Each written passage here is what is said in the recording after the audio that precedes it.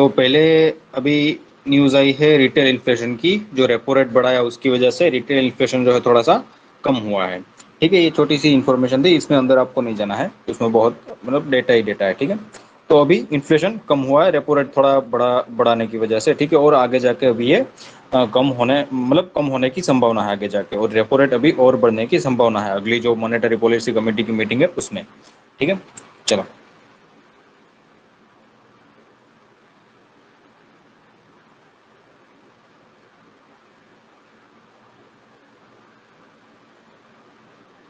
हाँ, ये एक थोड़ी सी पॉलिटिकल न्यूज़ है, लेकिन ये तमिलनाडु असेंबली के जो स्पीकर है उन्होंने कुछ रिमार्क्स दिए हैं गवर्नर के ऊपर, वो आपके लिए इम्पोर्टेंट है। उन्होंने ये कहा है कि governor of the state place an important part in conveying the collective opinion of legislature along with his just recommendation. मतलब इसका मतलब इन्होंने ये कहा है, मतलब देखिए इश्यू क्या हुआ था ये मैं पहले आपको बता दूं कि जो तमिलनाडु में क्या हुआ था कि वो जो नीट एग्जाम होती है, कुछ मेडिकल की शायद एग्जाम होती है, नीट बेस्ड एडमिशन जो होता है, ठीक है, मेडिकल कोर्सेज में, तो उसको एग्जेम्प्ट करने के लिए तमिलनाडु की गवर्नमेंट ने एक बिल लाया था। ठीक है, तो गवर्नर ने क्या किया कि मतलब जो उनके गवर्नर है RN रवि, ठीक है, उन्होंने क्या किया था कि मतलब उन्होंने रिटर्न कर दिया था। ठीक है, गवर्नर ने उनको उस बिल को रिटर्न कर दिया था, अपना एसेंट नहीं दिया था। और बाद में जाके तमिलनाडु गवर्नमेंट ने फिर से इसको पास किया, ठीक है, लेजिस्लेचर में फिर से इसको पास किया। तब गवर्नमेंट ने क्या किया कि इसको सेंटर पे फॉरवर्ड कर दिया। ठीक है, गवर्नर सेंटर को फॉरवर्ड कर सकते हैं। तो इस तरह से मतलब क्या हुआ कि एक तरह से तमिलनाडु की गवर्नमेंट और सेंट्रल गवर्नमेंट, उन दोनों के बीच में एक तरह का कंफ्लिक्ट जैसा मतलब फ्रिक्शन होने लगा था। ठीक है, चलो। तो तब जाके ये जो तमिलनाडु असेंबली के स्पीकर, मतलब आपको इस तरह से अंदर नाम लेके नहीं जाना है। ठीक है, एक सिर्फ ओवरऑल इसका जिस्ट क्या है ये आपको याद रखना है, मतलब थोड़ा सा इसका पॉलिटिकल टोन है। ठीक है, सेंट्रल गवर्नमेंट और स्टेट गवर्नमेंट के बीच में जो कॉन्फ्लिक्ट होता है उसका। तो तमिलनाडु असेंबली के स्पीकर ने अब ये कहा कि जो ये जो गवर्नर है उनको एक तरह से ऐसा नहीं करना चाहिए था, ये उसकी उनकी जस्ट रिकमेंडेशन नहीं थी। ठीक है, मतलब इसकी उनकी जस्टिस वाली रिकमेंडेशन नहीं थी, उनका मतलब टोन ऐसा है, मतलब ये जो गवर्नर है तमिलनाडु असेंबली के स्पीकर है उनका, कि जो ये जो गवर्नर ने जो किया कि पहले बिल को रिटर्न कर दिया, बाद में जब बिल फिर से पास हुआ तो उसको सेंटर को फॉरवर्ड कर दिया। तो ये उनको नहीं करना चाहिए था। ठीक है, ये उनका जस्ट ओपिनियन नहीं है, उनको जस्ट रहना चाहिए था। ठीक है, उनको स्टेट गवर्नमेंट के साथ कोऑपरेट करना चाहिए था। ठीक है, चलो। तो ये एक छोटी सी न्यूज़ थी गवर्नमेंट की, गवर्नर के बारे में तमिलनाडु के। ठीक है, चलो।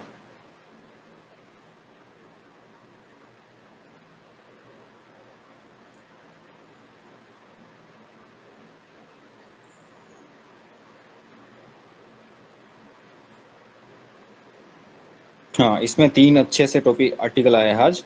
देखो, ये एक छोटा सा चाइना वाला आया है कि US और चाइना की अभी मतलब दुश्मनी बढ़ रही है। ठीक है, जैसे साउथ चाइना में मतलब साउथ चाइना सी में चाइना अपनी हेकड़ी दिखा रहा है सब। ठीक है, अपनी हेजेमनी दिखा रहा है, और साथ ही साथ US भी वहाँ पे। अभी ये भी न्यूज़ आई थी कि चाइना ने कुछ 2-3 आइलैंड को मिलिटराइज कर दिया, वहाँ पे अपना मिलिट्री बेस बना लिया, ऐसी भी कुछ न्यूज़ आई थी साउथ चाइना सी में। ताइवान को लेकर, ताइवान भी एक इश्यू है ही उन दोनों के बीच में, मतलब सिर्फ सिर्फ ताइवान नहीं है, ताइवान तो है ही, मतलब सिर्फ ताइवान नहीं है। ठीक है, हांगकांग के ऊपर भी चाइना का मतलब इश्यू रहता है US के साथ और पूरी दुनिया के साथ। ठीक है, सिर्फ ताइवान को लेकर आपको नहीं चलना, ताइवान उसका एक फैक्टर है। ठीक है, उसके कई दूसरे फैक्टर है।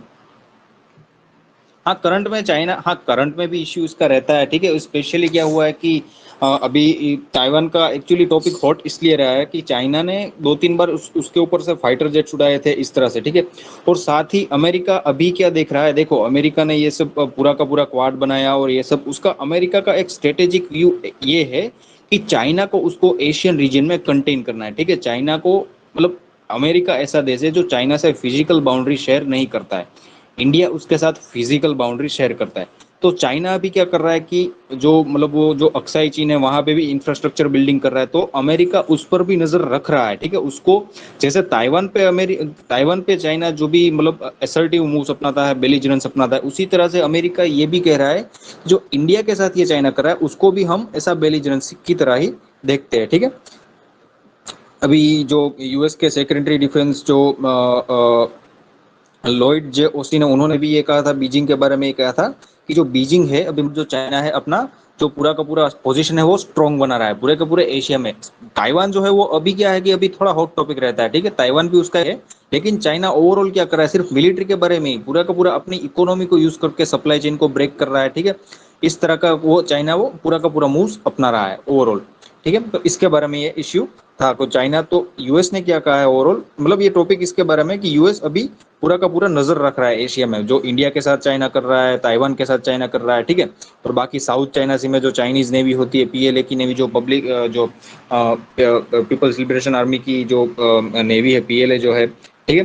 तो ये पूरी की पूरी जो सिचुएशन है, जिसमें ताइवान का टॉपिक भी है, ताइवान भी हॉट रहता है अभी, वो रिसेंट न्यूज में है इसलिए, ठीक है। तो इन सब को लेके अमेरिका चिंतित है, ठीक है। और इसके लिए अभी और जो सांग्रीला डायलॉग हुआ था, ठीक है, सांग्रीला डायलॉग में मतलब न्यू दिल्ली, मतलब हमारी गवर्नमेंट ने किया बहुत ही बड़ा कोई ऐसा रिप्रेजेंटेटिव नहीं भेजा था, मतलब मिनिस्ट्री ऑफ एक्सटर्नल अफेयर्स में से कोई किसी बड़े आदमी को भेज दिया, ऐसा कुछ नहीं किया था, ठीक है। क्योंकि अभी क्या करना चाहते थे वहां पे, अमेरिका भी हाजिर था और चाइना भी मतलब उसके ऊपर स्टेटमेंट दे रहा था। तो थोड़ा मतलब क्या हो जाता कि अगर इंडिया भी अगर ऐसे स्टेटमेंट दे देता तो चाइना के साथ उसकी मतलब दुश्मनी और बढ़ जाती, ऐसा हमें थोड़ा फियर था। इसलिए इंडिया ने शांग्रीला डायलॉग में कोई बड़ा रिप्रेजेंटेटिव नहीं भेजा था, ठीक है। लेकिन अभी जो अमेरिका है वो उसने क्या कर दिया है, फिर से चाइना के ऊपर अपना फोकस मतलब लगाना शुरू कर दिया है कि रशिया यूक्रेन का तो उनका फोकस है ही, लेकिन यहाँ पे भी अब अमेरिका ने अपना फोकस बढ़ाना शुरू कर दिया है, ठीक है। चलो चलो, इसमें किसी को दिक्कत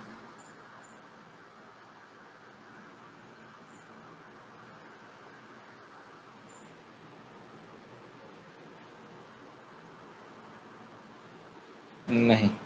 ठीक है, चलो ये अच्छा वाला एक टॉपिक आया है, ठीक है। जो food crisis, global global food crisis है, उसके बारे में अभी एक अच्छा वाला टॉपिक आया है। ये आप इसमें बहुत सारी अच्छी अच्छी बातें हैं, बहुत सारी अच्छी अच्छी फैक्ट्स है, ठीक है।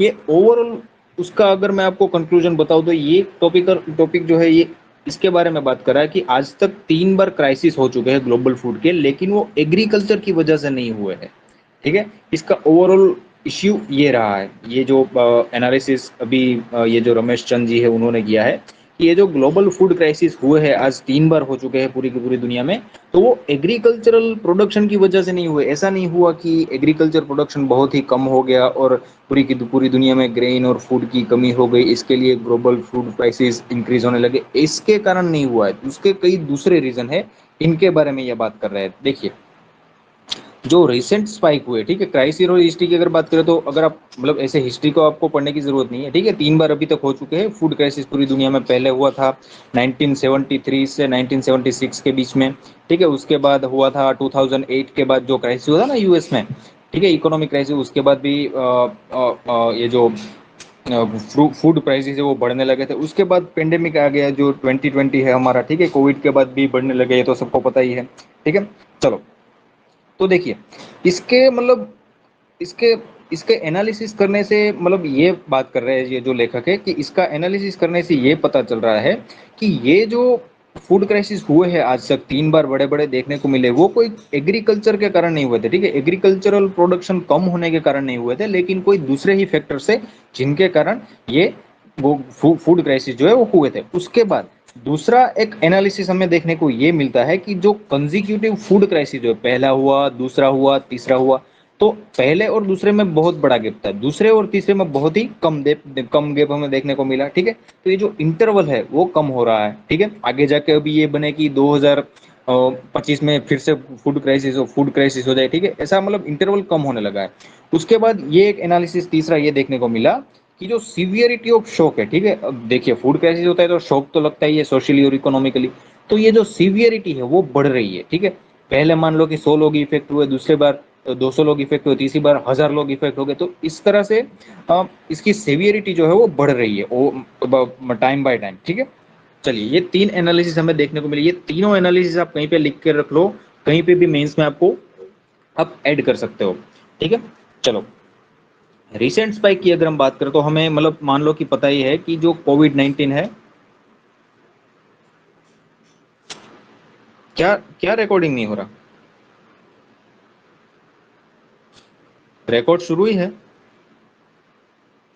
रिकॉर्डिंग क्या नहीं हो रहा? रिकॉर्डिंग मेरे में तो शुरू ही है, चालू चालू ही है भाई। चालू है मेरे में तो, रिकॉर्डिंग चालू है।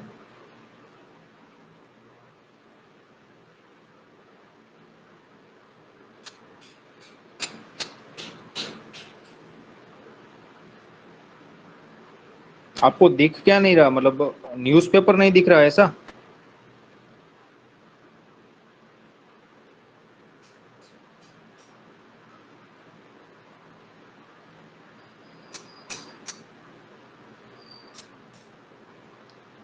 ठीक है, मतलब इश्यू है कोई, या पढ़ना शुरू कर दूं?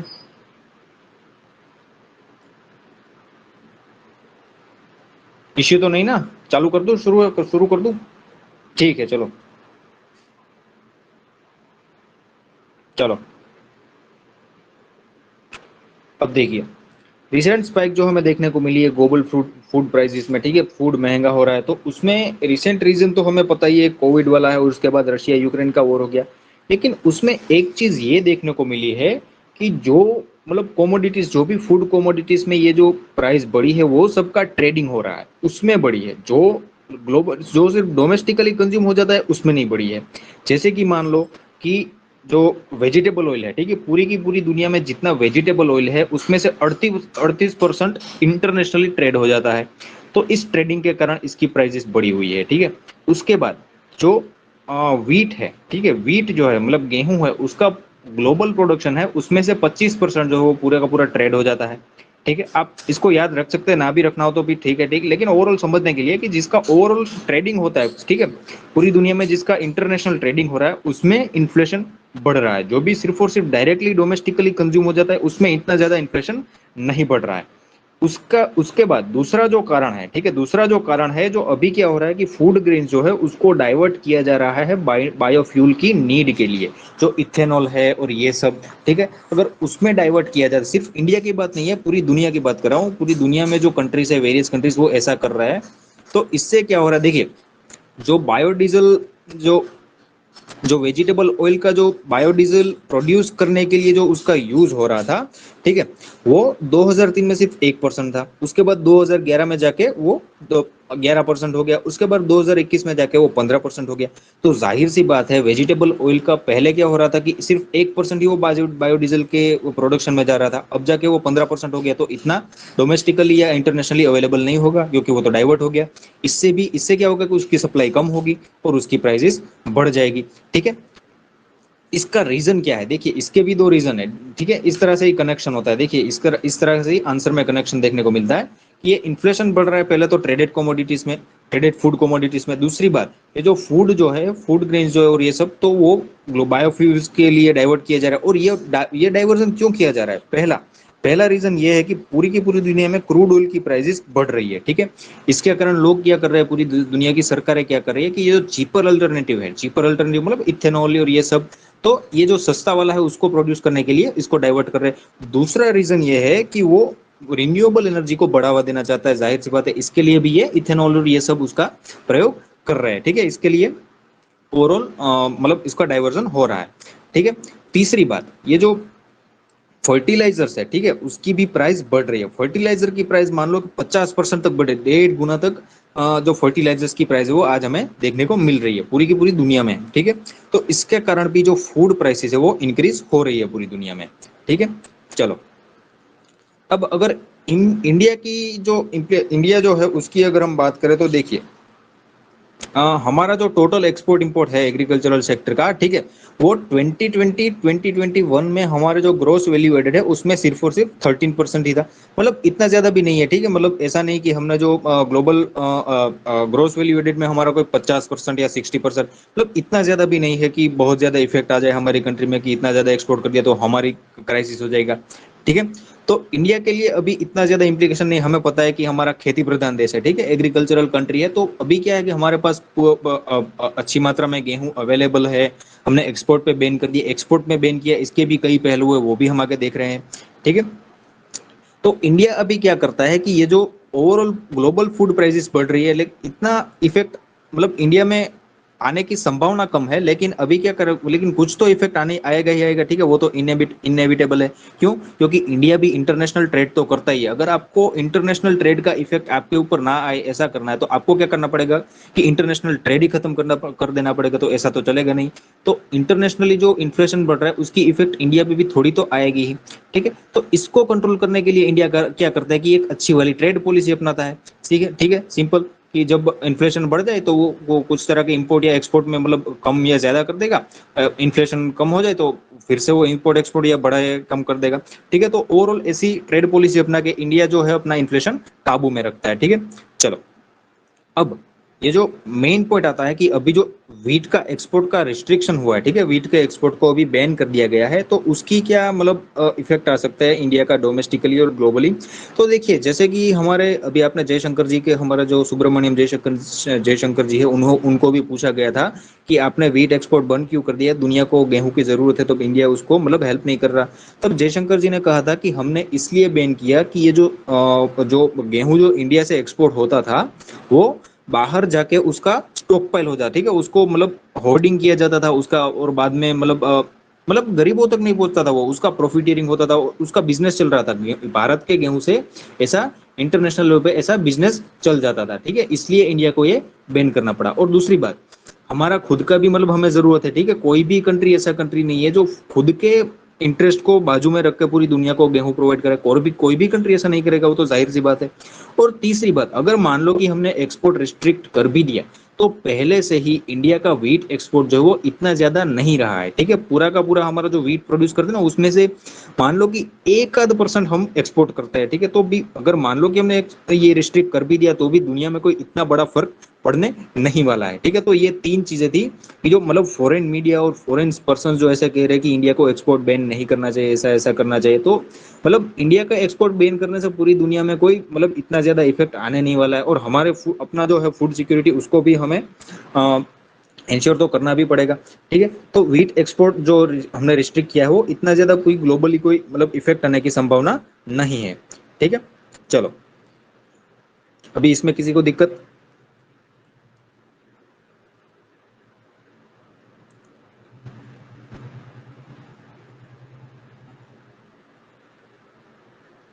ठीक है, चलो। अब ये इन्फ्लुएंजा पेंडेमिक का मतलब ये कोरोना के पेंडेमिक की वजह इन्फ्लुएंजा पेंडेमिक के ऊपर मतलब थोड़ा जो H1N1 फ्लू और ये सब आया था, उसमें थोड़ा सा ये इतना ज्यादा इंपॉर्टेंट नहीं है। लेकिन इसमें इंटरनेशनल और जो डोमेस्टिक फॉर्म्स जो होती है, जैसे इंडिया की फॉर्म्स हो गई, ठीक है, वैक्सीन बनाने वाली, और इंटरनेशनल फॉर्म्स हो गए जैसे कि फाइजर है, हमारी भी इंटरनेशनल है जैसे कि सीरम इंस्टीट्यूट ऑफ इंडिया हो गया, ठीक है। लेकिन डेवलपिंग, इसमें एक ओवरऑल ये कहा गया है कि डेवलपिंग कंट्रीज की जो ये जो वैक्सीन मैन्युफैक्चरिंग कंपनीज होती है, ठीक है, मल्टीनेशनल एंटरप्राइजेस होती है, तो उनके पास क्या होता है कि वो डेवलपिंग कंट्री में होने की वजह से क्या होता है कि उनका जो रिसर्च एंड डेवलपमेंट होता है वो थोड़ा कम रहता है। क्यों? क्योंकि डेवलपिंग कंट्री में होने की वजह से उनको इतना ज्यादा इकोनॉमिक बेनिफिट नहीं मिलता है जितना डेवलप्ड कंट्रीज में उनको मिलता है। तो इससे क्या होता है कि जो डेवलप्ड कंट्रीज की ये जो मतलब मान लो कि अमेरिका है और यूरोप की मतलब डेवलप्ड कंट्रीज की, यूरोप के कंट्रीज की जो मैन्युफैक्चरिंग कंपनीज है, ठीक है, वैक्सीन मैन्युफैक्चरर्स जो है, उनको मल्टीनेशनल एंटरप्राइजेस बोलते हैं, एमएनईस बोलते हैं, ठीक है। तो वो रिसर्च एंड डेवलपमेंट में इंडिया की कंपनियों से ज्यादा आगे रहते हैं। क्यों? क्योंकि उनके पास प्रॉफिट इतना होता है, कैपिटल इतना होता है, उनके पास फंडिंग इतना होता है। क्यों? क्योंकि उनकी गवर्नमेंट से उनको मतलब बहुत ज्यादा सपोर्ट मिलता है। उसके बाद वो डेवलप्ड कंट्रीज में होने के कारण क्या होता है कि मतलब उनकी खुद की इनकम ज्यादा रहती है, ठीक है। तो इसके कारण क्या होता है कि डोमेस्टिक फॉर्म्स और इंटरनेशनल फॉर्म्स, उन दोनों का रिस्पॉन्स अलग अलग रहता है कोई भी पेंडेमिक अगर आता है उसमें, ठीक है। तो इन्फ्लुएंजा के पेंडेमिक में भी ऐसा ही हुआ था कि ये जो डेवलप्ड, ये जो मतलब बड़ी बड़ी फाइजर है, ठीक है, और ऐसी ऐसी कंपनियों को क्या हुआ था कि बहुत ज्यादा फायदा हुआ था, उन्होंने रिसर्च एंड डेवलपमेंट भी बहुत किया था, ठीक है। उसी के सामने अगर डोमेस्टिक लेवल की हमारी जो फॉर्म्स है, उनका रिसर्च एंड डेवलपमेंट उतना ज्यादा नहीं रहता था। क्यों? क्योंकि अगर वो रिसर्च भी करते, देखिए रिसर्च और डेवलपमेंट जो है ना, वो एक्सपेंसिव रहता है, ठीक है, कभी रिसर्च सफल ना भी हो, सक्सेस ना भी मिले, ऐसा भी होता है। तो उसमें फंडिंग बहुत ज्यादा रहता है, ठीक है। जैसा हमारी इंडिया की मतलब जो मैन्युफैक्चरिंग कंपनीज है, ठीक है, मेडिसिन मैन्युफैक्चरिंग कंपनीज है, उनके पास इतना ज्यादा फंडिंग नहीं रहता है, ठीक है, क्योंकि इंडिया थोड़ा डेवलपिंग कंट्री है और लोगों में out of the pocket expenditure भी लोगों का ज्यादा रहता है, ठीक है। तो इसके कारण क्या होता है कि ये कंपनियां यहाँ पे मतलब इतना ज्यादा जितना डेवलप्ड कंट्रीज में इनका कैपिटल रहता है यहाँ पे इनका नहीं रहता है, ठीक है। तो इसके कारण क्या होता है कि डोमेस्टिक और इंटरनेशनल जो मल्टीनेशनल एंटरप्राइजेज है हेल्थ के फील्ड में उनका रिस्पॉन्स अलग अलग रहता है, ठीक है। इसी के बारे में ये टॉपिक बात कर रहा था। अरे इन्फ्लुएंजा का वायरस होता है ना, वो H1N1 फ्लू, ये जो फ्लू वाला होता है ना, सर्दी, उनसे सर्दी, हाँ सर्दी बोलते हैं शायद।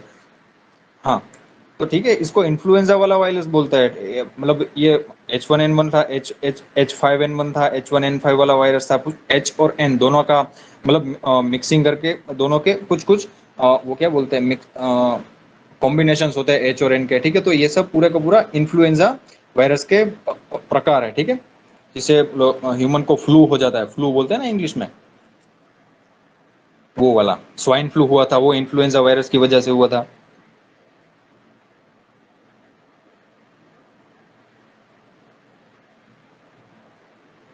स्वाइन फ्लू का भी पेंडेमिक हुआ था ना 2009 में। चलो।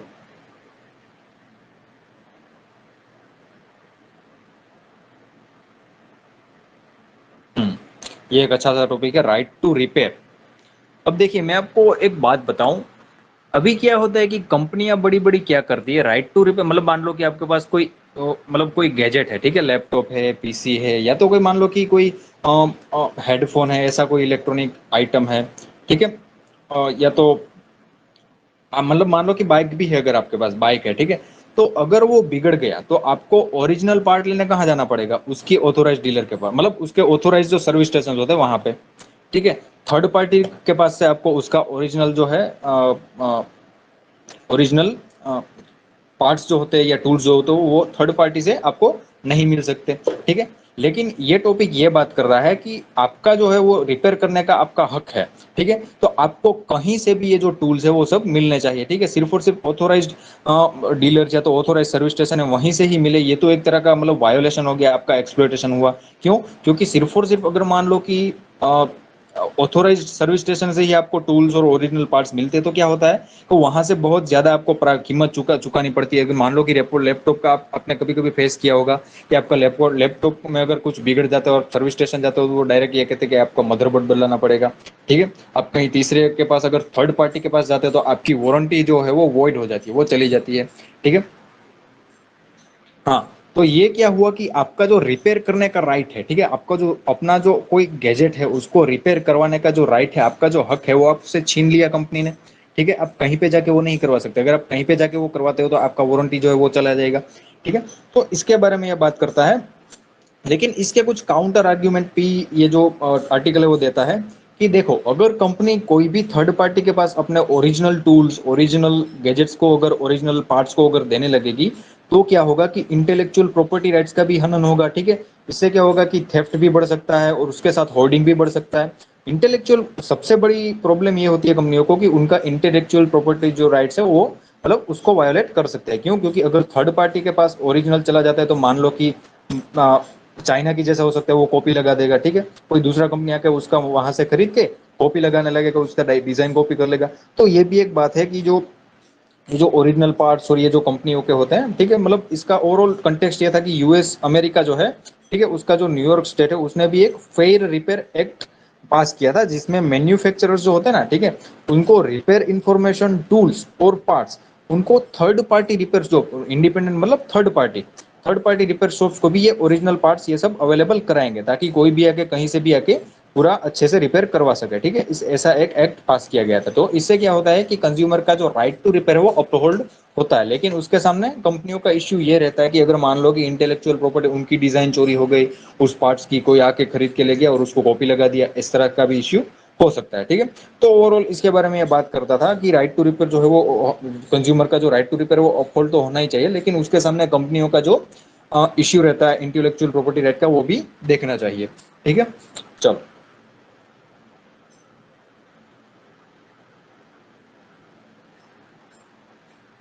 हाँ, कीमत ज्यादा होता है, वही वही तो हुआ ना, आपका राइट का राइट ऑफ रिपेयर है, आपको आपको कहीं से भी राइट, एक तरह से आपको कहीं से भी राइट होना चाहिए कि आप कहीं से भी जाके मतलब आप रिपेयर करवा लो, अपना बाइक हो, लैपटॉप हो, पीसी हो, मतलब मोबाइल हो, आपको हक होना चाहिए कि आप कहीं से भी जाके ओरिजिनल पार्ट लगवा सको। लेकिन आप मिल तो नहीं रहा है ऐसा, आपको कंपनी पे जाके ही आपको करना पड़ता है, तो ये आप आपका, और वहां पे बहुत ही एक्सपेंसिव होता है, ठीक है। अगर मदरबोर्ड बदलाना आपको आधे से ज्यादा तो कीमत, लैपटॉप लैपटॉप की जो कीमत होती है उससे उसकी आधे से ज्यादा कीमत का तो मदरबोर्ड आता है, ठीक है। तो इस तरह से एक्सप्लॉइटेशन आपके राइट का होता है, तो इसी के बारे में ये बात कर रहा था आर्टिकल, ठीक है। चलो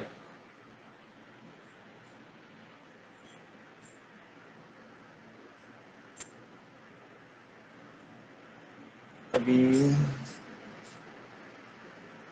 हाँ, एक छोटा सा आर्टिकल आया एम्प्लॉयमेंट का कि अभी सीएमआई जो है, centre for monitoring Indian economics, ठीक है, उसने एम्प्लॉयमेंट का डेटा दिया है कि जो मई में उसका डेटा दिया है कि फिर से इंडिया की जो एम्प्लॉयमेंट है वो स्टेबल हो रही है, उसमें रिकवरी हो रही है लेबर सेक्टर में, ठीक है। और इंडिया की जो एम्प्लॉयमेंट हो 404 मिलियन तक पहुंच गई है मई के मंथ में, ठीक है। चलिए, जो 2009 का जो मई था, ठीक है, उसके उसके हिसाब से थोड़ी ज्यादा है। ओवरऑल मतलब ओवरऑल फिर से स्टेबल, पहले प्री मेंडेमिक लेवल के पहले से ये जो है वो आ रही है, ठीक है। चलो,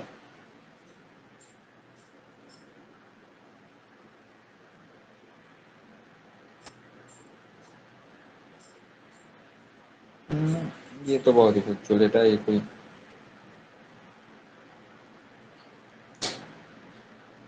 चलो, डेमोलिशन ड्राइव ये एक तरह से पॉलिटिकल है, लेकिन आपको मतलब ये थोड़ा सा इसमें पार्टी पॉलिटिक्स, मतलब इसमें थोड़ा ऐसा लिखा हुआ है। लेकिन आपको सिर्फ क्या ध्यान रखना है कि देखो अभी क्या किया था कि कुछ गवर्नमेंट्स ने, स्टेट गवर्नमेंट्स ने क्या किया कि जो रायट्स होते थे, जो रायोटर्स थे, ठीक है, जो दंगा फसाद करने वाले लोग थे, उनके घरों पे बुलडोजर चला दिया, उनकी अवैध प्रॉपर्टी थी उन पे बुलडोजर चला दिया। तो इंटरनेशनल लॉ क्या कहता है इसमें, और लोकल लॉ भी क्या कहता है इसके बारे में, थोड़ा सा इसका पूरा टॉपिक इंपॉर्टेंट नहीं है, इसमें पॉलिटिक्स थोड़ा ज्यादा है, लेकिन आपको थोड़ा सा बीच वाला जो पोर्शन है वो इंपॉर्टेंट है। कि देखिए, कोई भी इंसान हो, उसका घर जो हो, ठीक है, उसके पास रहने का घर हो, उसका बेसिक ह्यूमन राइट है। फंडामेंटल राइट और लीगल राइट ये सब तो बाद की बात है, उसका ये एक बेसिक ह्यूमन राइट है, ठीक है। उसका एक मानवतावादी हक है उसका, कि उसके पास घर हो, और स्टेट जो हो, ठीक है, मतलब गवर्नमेंट जो हो उसके पास से उसको छीन ना ले, ऐसा उसको एक बेसिक ह्यूमन राइट मिलता है, कोई भी इंसान हो, कोई भी, ठीक है। चलिए, तो राइट टू हाउसिंग जो है वो अ, एक फंडामेंटल राइट भी है हमारी कंट्री में। राइट टू हाउसिंग जो है आर्टिकल 21 के अंदर, ये आपको प्रीलिम्स में पूछा जा सकता है, ठीक है। आर्टिकल 21 के अंदर राइट टू हाउसिंग एक फंडामेंटल राइट भी है। उसके साथ इंटरनेशनल ह्यूमन राइट्स लॉ का जो पूरा का पूरा फ्रेमवर्क है, जैसे कि universal declaration of human rights हो गया, ठीक है। तो उसका आर्टिकल 25, जो आर्टिकल 25 ये कहता है कि everyone has the right to a standard of living adequate for a health and well-being of himself and his family, including food, clothing, housing and medical care। तो हाउसिंग, फूड, क्लोथिंग और medical care ऐसी कुछ basic चीजों से, मतलब कोई भी इंसान को रहने का घर मिले, ऐसा उसका एक बेसिक ह्यूमन राइट है, ठीक है। आप उस पे बुलडोजर चला रहे हो, कभी भी आके आप अगर रायोटर है तो उसके ऊपर केस करो, ठीक है। एक जुडिशियल सिस्टम है पूरा का पूरा हमारी कंट्री, उसके ऊपर केस चलाओ, उसको सजा दो, इस तरह का काम करो, ना कि उसके घर पे जाके बुलडोजर चला दो। ये तो क्या हुआ कि डायरेक्ट उसको गवर्नमेंट ने डायरेक्ट ही डायरेक्ट उसको सजा दे दी, जो भी रायोटर था उसको, ठीक है, जो भी इंसान थे उनको डायरेक्ट ही सजा दे दी। उसके उनको क्या करना चाहिए था कि पूरी की पूरी जुडिशियल सिस्टम है उसको, उसका मतलब उसकी हेल्प लेके ये जो राइटर्स थे उनको सजा देनी चाहिए थी, लेकिन गवर्नमेंट ने खुद ने ही अपना कानून हाथ में ले लिया ऐसा करके, ठीक है। तो ये बोल रहा है। और हमारा जो हमारे जो लॉज है, ठीक है, हमारी कॉन्स्टिट्यूशन के लॉ जो, वो भी ये कह रहे हैं कि जो हमारे लॉज जो है वो इंटरनेशनल लॉज जो उनके साथ कन्फर्मिटी में होना चाहिए, ना कि उनके विरुद्ध।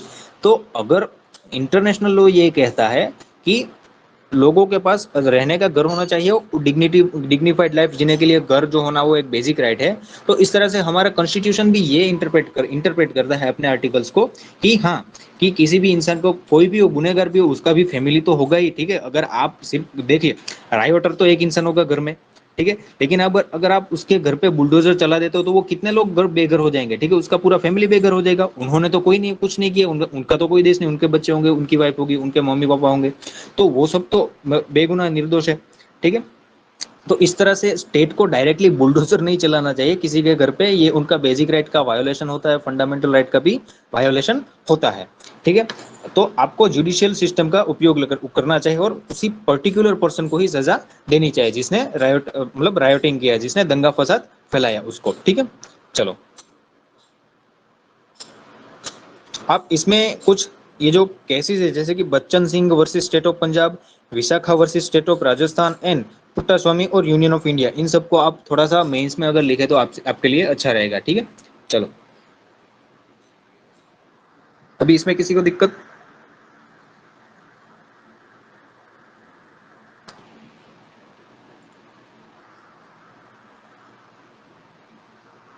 ठीक है, आर्टिकल याद रखना, आर्टिकल 21, उसके बाद यूडीएचआर जो है universal declaration of human rights, उसका आर्टिकल 25, ये दोनों आप खास याद रखिएगा, ठीक है। चलो,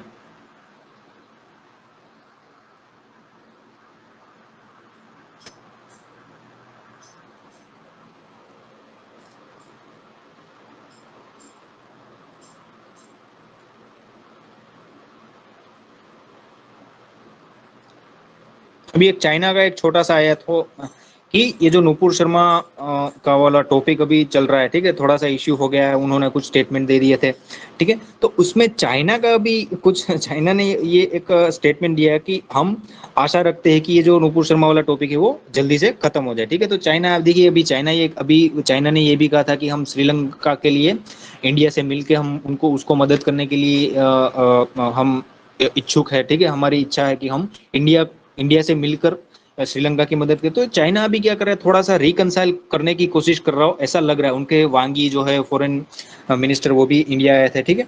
तो इस तरह से अभी चाइना थोड़ा थोड़ा इंडिया के साथ रिकनसाइल करने की ट्राई कर रहा है, ठीक है। चलो, चलिए, फोर्टिफाइड राइस वाला देखो। अभी फोर्टिफाइड राइस का टॉपिक जो है वो हमारी कंट्री में थोड़ा चल रहा है। तो अभी कुछ इकोलॉजिस्ट और फूड साइंटिस्ट जो है वो अभी क्या कर रहे हैं कि जो फोर्टिफाइड जो राइस है जिसमें न्यूट्रिशन का आपने फोर्टिफिकेशन किया, न्यूट्रिएंट्स को आर्टिफिशियली बढ़ा दिया, तो वो थ्रेट है, ठीक है, एक तरह का डेंजरस है, मतलब हमारी कम्युनिटी सोशल स्ट्रक्चर के लिए वो डेंजरस हो सकते हैं। हालांकि वो प्रूव नहीं हुआ है अभी, लेकिन ऐसा हो सकता है, ऐसा हाईली लाइकली, ऐसा वेरियस फूड साइंटिस्ट, हाँ, आयरन बहुत ज्यादा होता है, उसके कारण क्या हो सकता है कि कुछ आपने करंट अफेयर में भी पढ़ा होगा कि उसकी साइड इफेक्ट्स आ सकती है, ठीक है।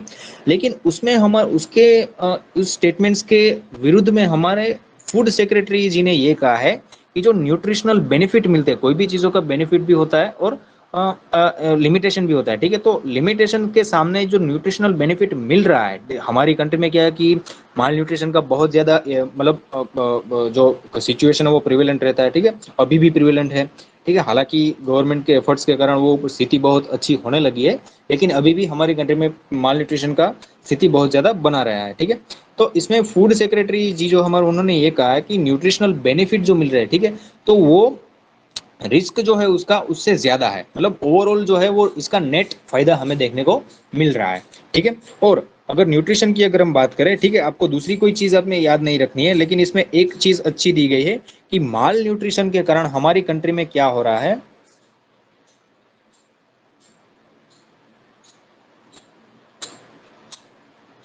माल न्यूट्रिशन के कारण हमारी कंट्री में एन्युअली 77,000 करोड़ रुपीस हमें लॉस हो रहा है प्रोडक्टिविटी में, ठीक है, इलनेस और डेथ। मतलब जाहिर सी बात है, जो भी बच्चा माल न्यूरिश होगा, ठीक है, उससे क्या होगा कि वो भविष्य में जाके इंसान, मतलब बड़ा आदमी बनेगा, ठीक है। लेकिन अगर उसका, मतलब एक तरह से देखिए, उसमें अगर इलनेस रहती है, ठीक है, अगर उसकी हेल्थ थोड़ी कम रहती है, तो उससे क्या होगा कि स्टेट पे भी बर्डन आएगा, स्टेट के एक्सचेकर पे भी बर्डन आएगा, ठीक है। तो और वो अपना अच्छे से इकोनॉमिक आउटपुट दे नहीं पाएगा, ऐसे प्रॉब्लम्स होंगे। तो ऐसा अगर बड़े स्केल पे हो, ठीक है, बहुत ज्यादा लोग ऐसे माल न्यूट्रिशन से अगर निकले हो, तो इसके कारण क्या होगा कि ओवरऑल जीडीपी में हमारा लॉस होगा, प्रोडक्टिविटी में लॉस होगा, ठीक है। तो एस्टिमेटेड ये कहा जाता है कि इंडिया का 1% ऑफ जीडीपी लॉस होता है एनीमिया के कारण, ठीक है। ये भी एक फैक्ट है, आपको याद रखनी चाहिए, अगर आप मेंस में लिखो तो ये बहुत अच्छा होगा, ठीक है।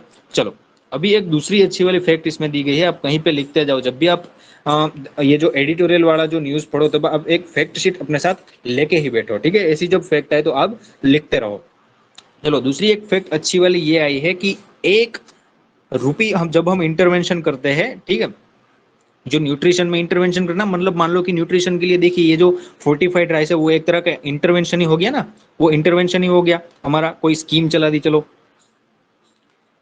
अगर कोई दूसरी वाली स्कीम चला दी तो वो भी एक तरह का इंटरवेंशन हो गया गवर्नमेंट के द्वारा, ठीक है।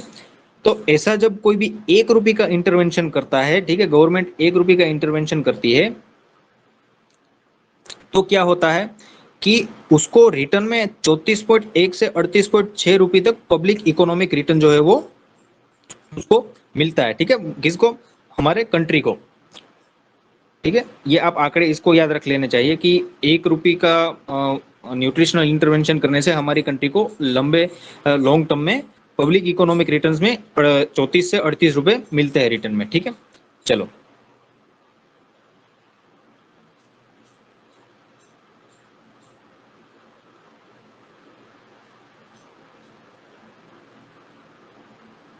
चलो इसमें किसी को दिक्कत?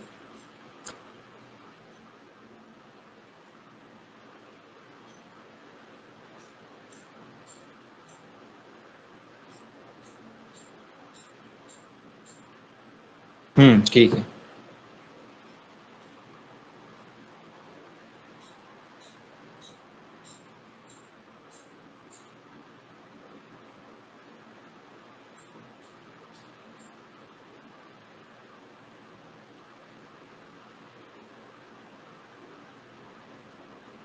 हम्म ये एक अच्छा वाला थोड़ा सा आर्टिकल है।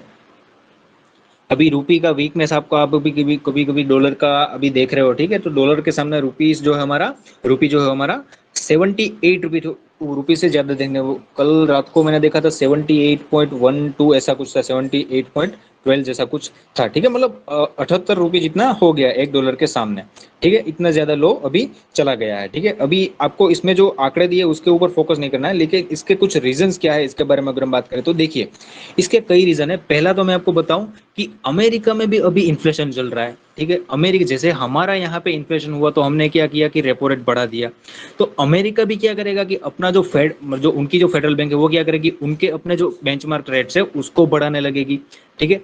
और उसमें अभी क्या है कि अमेरिका में स्थिति बहुत ज्यादा खराब है, मैं आपको बता दूं अमेरिका में स्थिति अभी बहुत ज्यादा खराब है, लाखों लोग वहां पे अनएम्प्लॉयमेंट से जूझ रहे हैं, ठीक है। उनको मतलब वहां पे भी गरीबी तो वहां पे भी होती है, ऐसा नहीं होता कि अमेरिका में सब लोग बिलियनर्स होते हैं, ऐसा नहीं होता, ठीक है। तो अभी ऐसी खराब स्थिति में क्या हुआ है कि अमेरिका भी अपना बेंचमार्क रेट्स जो है वो बढ़ाने लगा है, और वो आगे जाके और बढ़ाने की वो ट्राई करेगा, ठीक है। आगे जाके उसके बेंचमार्क्स और बढ़ने वाले हैं, जैसे हमने रेपो रेट 2 बार बढ़ाया, ठीक है, उसी तरह आगे जाके अमेरिका भी अपने बेंचमार्क रेट बढ़ाएगा।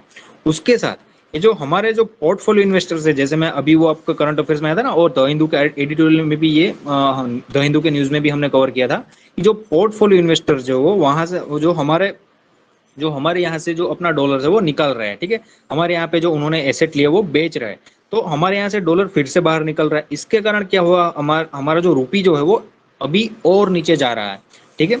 चलो, तो ये छोटा सा टॉपिक था। चलो, इसमें किसी को दिक्कत?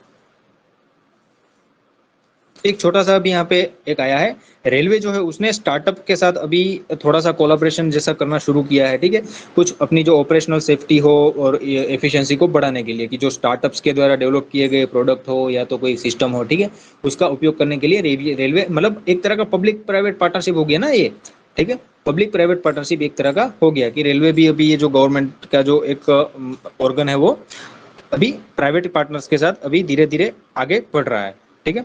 चलो, चलो किसी को दिक्कत, यहाँ पे खत्म होता है।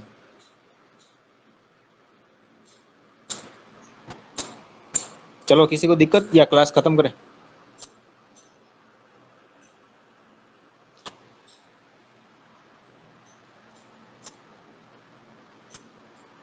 ओके, चलो, ग्रेट।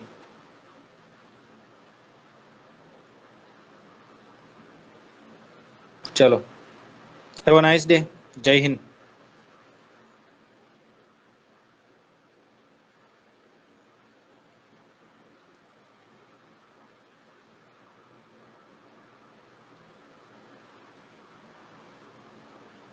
जय हिंद स्टूडेंट।